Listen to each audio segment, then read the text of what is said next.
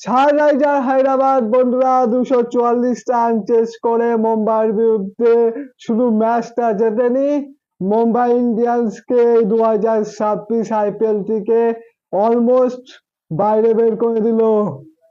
বন্ধুরা Mumbai Indians 244 রানটাও depend করতে পারলো না। তাদের টিমে Bumrah, Will Jacks, Boult, Hardik Pandya মতো বলার থাকা সত্ত্বেও তারা 244 রানও ডিপেন্ড করতে পারলো না। মানে কিছু বলার নেই।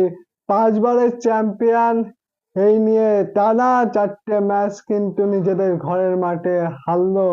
এটা আমরা সাধারণত দেখি না, কিন্তু এবারটা দেখতে হচ্ছে। তারা 244 রান ডিপেন্ড করতে পারলো না হায়দ্রাবাদের বিরুদ্ধে। তাদের তো ব্যাটিং দুর্দান্ত হয়েছে। উইল জ্যাক্স এই আইপিএল এর প্রথম ম্যাচ খেলছে, আর প্রথম ম্যাচে খুব ভালো খেলছিল, 22 বলে 46 করেছে। আর লিকোটান বন্ধুরা কালকেও আমরা তার ব্যাট থেকে অসাধারণ সেঞ্চুরি দেখতে পেলাম। 55 বলে 123 রানের দুর্দান্ত ইনিংস। তার ইনিংসটার জন্যই মুম্বাই ইন্ডিয়ান্স 243 রান করেছে হায়দ্রাবাদের সামনে। আর বন্ধুরা আমাদের ভারতের টি-20 ক্যাপ্টেন কিন্তু এখনো অফ ফর্মে। তার ব্যাট থেকে আমরা কোনো রান দেখতে পাচ্ছি না এবারের আইপিএল থেকে। আমি কথা বলছি সূর্যকুমার যাদবের।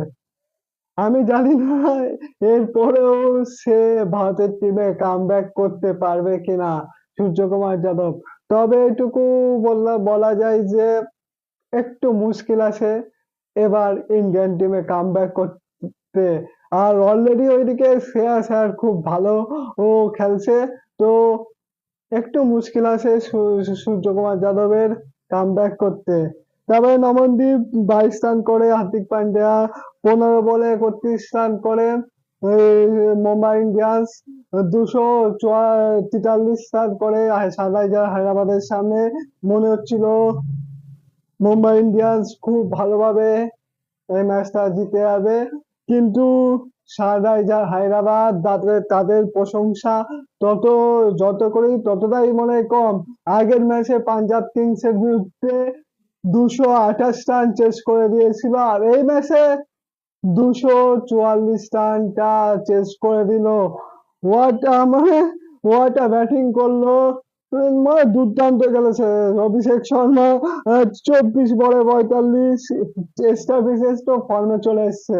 তাদের মানে প্রথম 3-4টে ব্যাটসম্যান চললে না, তাদের এরকম 240 250 রান কম লাগে যদি প্রথম দিকে 3-4টে ব্যাটসম্যান চলে।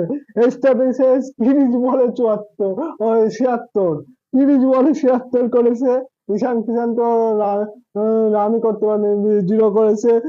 তারপরে হ্যান্ড্রিক রাসেল বন্ধুরা এই আইপিএল এ দুর্দান্ত ফর্মে আছে, আর প্রত্যেকটা ম্যাচে সানরাইজার হায়দ্রাবাদের হয়ে খুব ভালো পারফরমেন্স করছে।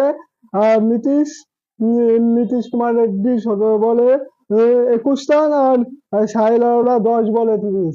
আর খুব ভালোভাবে 18 ওভার 4 বলে কিন্তু সানরাইজার হায়দ্রাবাদ 244 রানের টার্গেটটা খুব ভালোভাবে চেস করে নিল।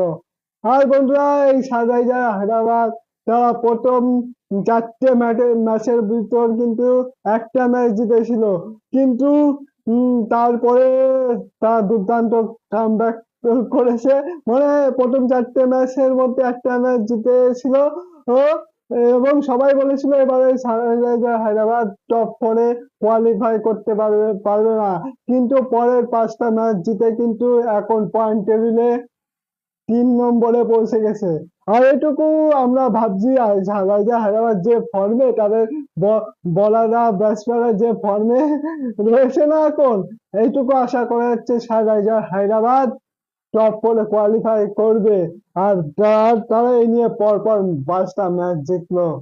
তো বন্ধুরা তোমাদের মুম্বাই ইন্ডিয়ান্স বনাম সানরাইজার হায়দ্রাবাদের এই ম্যাচটা কেমন লাগলো সেটা অবশ্যই কমেন্ট বক্সে জানিও।